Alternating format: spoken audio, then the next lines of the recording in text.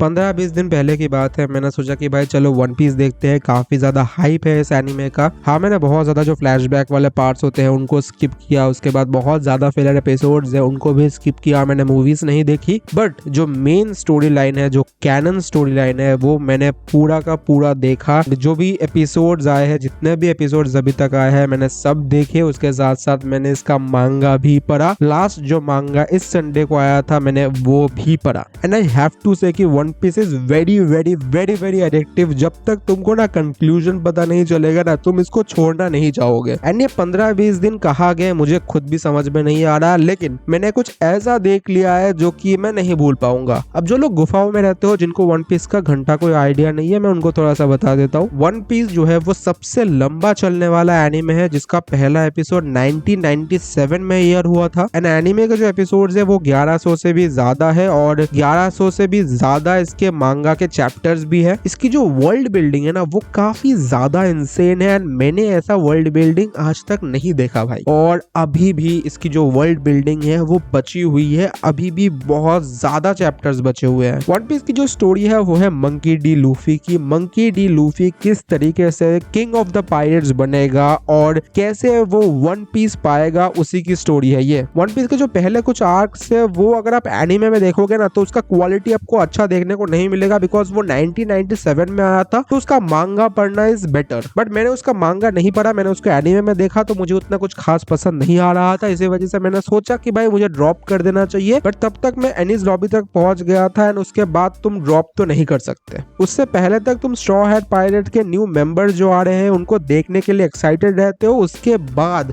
Luffy उनके लिए किस हद तक जा सकता है वो आपको एनिस लॉबी पे देखने को मिलेगा। एंड देन भाई लूफी अपने भाई के लिए कितना क्रेजी लेवल पे जा सकता है वो आपको देखने को मिलेगा impale down and marine fort पे। वन पीस के अंदर कुछ भी अगर आपको दिखाया जाता है ना, तो वो काफी ज्यादा सोच समझ कर दिखाया जाता है। एंड फ्यूचर में ऐसा एक वक्त आएगा जब राइटर्स उस चीज को यूज करेंगे। जैसे जोरो के जो स्वॉर्ड्स है उनको काफी पहले इंट्रोड्यूस करवाया जाता है, लेकिन उनका यूज होता है लैंड ऑफ वानो आर्क में जाके। एंड मोमोनोसके को जिस तरीके से इंट्रोड्यूस करवाया जाता है, आपको देख के नहीं लगता कि कुछ खास इंपॉर्टेंट कैरेक्टर है एंड कुछ खास इंपॉर्टेंट रोल ये प्ले करने वाला है, बिकॉज बच्चा है, बस रोते रह रहा है। लेकिन 300-400 एपिसोड बाद आपको लैंड ऑफ वानो आर्क में जब उसके पेरेंट्स के बारे में पता चलता है एंड उसने क्या सफर किया है, वो सब चीजें आपको पता चलती है। और लास्ट में जाके जब उसका ट्रांसफॉर्मेशन होता है, वो सब कुछ देखना ना भाई वर्थ इट था। अब कुछ क्रिटिसाइज करने से पहले मैं कैरेक्टर्स की बात कर लेता हूँ। सबसे पहले मंकी डी लूफी। बंदा सीरीज के अंदर ऐसे ऐसे काम करेगा जो देख के आपको हंसी भी आएगी, आपको इस पे गुस्सा भी आएगा कि भाई तू ये क्या कर रहा है, तू एम्परर है भाई। लेकिन अल्टीमेटली लूफी की वही बकचोदी देखने में ही तो मजा आता है। उसके बाद जोरो, क्या बोल सकते हैं जोरो के बारे में। जोरो इज द ओजी। देन नामी एंड निको रॉबिन। निको रॉबिन का तो एक बहुत ही इंपॉर्टेंट पार्ट है सीरीज के अंदर। उसकी जो बैक स्टोरी है वो काफी ज्यादा इंपॉर्टेंट है फ्यूचर के लिए। बट भाई वन पीस के अंदर पता नहीं क्यों इतना ऑब्जेक्टिफिकेशन किया जाता है। आई डोंट गेट इट भाई, तुमको क्यों दिखाना है इतना। जो डो फ्लेमिंगो का आर्क था उसके अंदर एक कैरेक्टर थी रेबेका, उसको क्या पहनाया था भाई तुम लोगों ने, उससे अच्छा पहनाते ही नहीं। फीमेल कैरेक्टर्स को इतना ज्यादा ऑब्जेक्टिफाई करने का इनका क्या किंग है भाई, भगवान जाने। आई थिंक ये लोग ये चीज करते हैं ताकि वो परवर्ट जोक्स ये लोग रख पाए। वन पीस के अंदर आपको ऐसे बहुत कैरेक्टर्स देखने को मिल जाएंगे जो भाई सर्टिफाइड परवर्ट है। देखो पहले वन पीस के अंदर आपको बहुत फिलर्स देखने को मिलेंगे, उसके बाद अगर ये फालतू बकचोदी देखने को मिले तो भाई मुझे तो वो पसंद नहीं है। और इस ब्रुक को इतना पैंटीज देखने का क्या शौक है।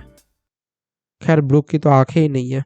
Skull jokes I really like. Brook के जो जोक्स होते हैं भाई ऑन द पॉइंट होते हैं और मजा आता है उनमें। बट इन सब में सबसे बेस्ट क्रूमेट जोरो के बाद है जिनबे। मुझे नहीं पता कि फिशमैन्स के बॉल्स होते हैं कि नहीं, बट जिनबे के बहुत है भाई। जब वो बिग मॉम को बोलता है ना कि मैं next king of the pirates का क्रूमेट हूँ, एक एम्परर मेरा क्या ही बिगाड़ सकता है, मूवमेंट है भाई है। पहले के जो कुछ आर्क्स है वो काफी मीडियोकर है, लेकिन बहुत अच्छे अच्छे आर्क्स भी है। जैसे सांजी वाला जो आर्क है वो अच्छा है। उसके बाद marine Ford, एनिस lobby, then Imphal down, वो तो अच्छा है ही है। उसके बाद लैंड ऑफ वानो का जो आर्क आएगा वो भी अच्छा है। पहले की जो स्टोरी है वो मांगा में पढ़ना ज्यादा बेटर रहता है मेरे हिसाब से, बिकॉज एनिमेशन उतना कुछ खास नहीं है एनिमे के अंदर। लेकिन 900 एपिसोड के बाद से तो भाई एनिमेशन बहुत ही पीक हो जाता है। सो वो एनिमे में देखना वर्थ इट है है भाई। एंड देन हमको सन गॉड निका के बारे में पता चलता है कि लूफी का जो गम गम फ्रूट है वो एग्जिस्ट नहीं करता था, वो ह्यूमन फ्रूट है। एंड 900 ईयर से लेके 800 ईयर तक, इन 100 सालों में जो एक वॉइड पीरियड है उसके अंदर क्या हुआ था, ये सब चीजें अभी भी हम लोगों को पता नहीं है। एंड वो सब चीजें आई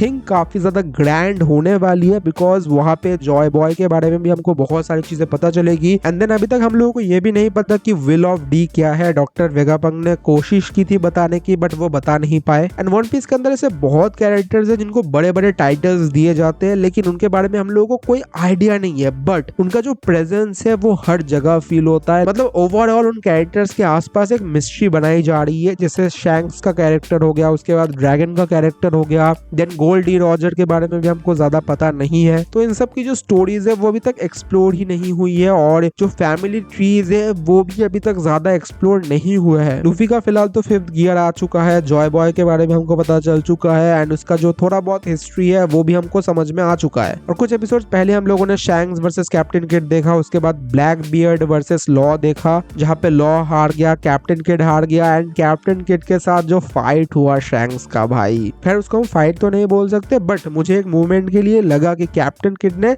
सच में उन लोगों को मार दिया। लेकिन देन वी रियलाइज कि that was observation haki of Shanks. भाई that was something insanely good, insane. This is how you have to introduce your strongest pirate alive. Then anime के अंदर हमको गार्प को क्यों लेजेंडरी हीरो कहा जाता है वो भी देखने को मिला। गार्प जो है वो कोबी को बचाने जाता है, एंड उससे हमको ये भी समझ में आता है कि कोबी का आगे जाके वन पीस में काफी सिग्निफिकेंट पार्ट होने वाला है, जिसके लिए गार्प ने अपने आप को सैक्रिफाइस कर दिया। बट फाइनली लूफी इतनी मेहनत के बाद एम्परर बन चुका है, लेकिन यहाँ पे सबसे बड़ा इन लोगों ने चूतियापा किया, बगी को एम्परर बना के भाई। हाँ, इन लोगों ने पूरा एक्सप्लेन किया कि किस तरीके से वो एम्परर बना मीहॉक के साथ एंड क्रोकोडाइल के साथ मिलके। बट भाई तुम लूफी के पॉइंट ऑफ व्यू से सोचो, बंदा इतना मेहनत करके 1000 से भी ज्यादा एपिसोड में मेहनत करके एम्परर बन रहा है, एंड वहां पे बगी किंग ऑफ द पायरेट्स बनने का ख्वाब देख रहा है। वाह भाई, हो सकता है ये लोग बगी को किंग ऑफ द पायरेट्स बना दे भाई। एनिमे की जो स्टोरी है वो अभी तक इधर तक चल रही है, लेकिन जो मांगा की स्टोरी है वो काफी आगे पहुंच चुकी है, जहाँ पे लूफी जो है वो लोगी को रिलीज करने के लिए जाता है, लेकिन उसको पता चलता है कि यहाँ पे शैंक्स जैसा दिखने वाला कोई है।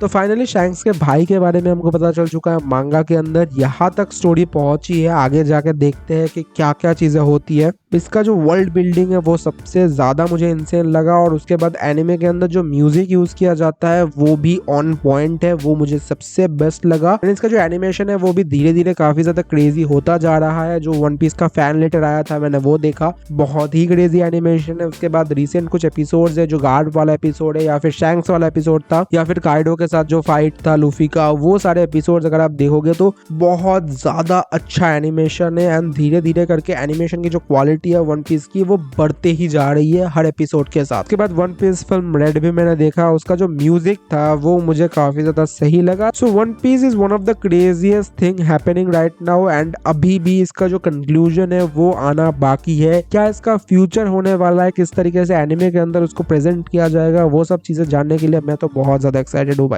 When did you start watching One Piece, आप मुझे कमेंट में जरूर बता सकते हो। कितने एपिसोड आपने वन पीस के देखे, कितने चैप्टर्स पढ़े हैं, वो सब मुझे कमेंट में जरूर बताना। That's it for the video. Thank you so much for watching this video. Bye.